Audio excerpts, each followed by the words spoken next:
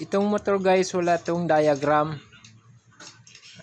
Dapat buksan ko muna, tapos iti-trace out ko kung paano ang control niya, paano yung function. Guys, kung gusto nyo makita yung control diagram nitong motor, tapusin ninyo hanggang dulo ang video na to.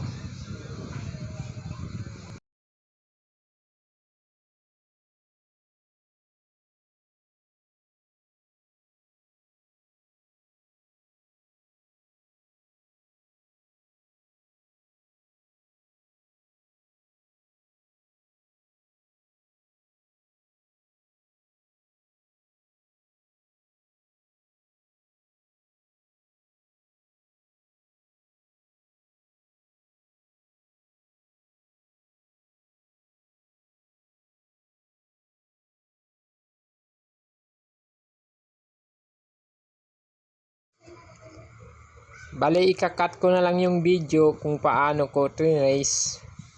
Ito yung na-trace ko na diagram.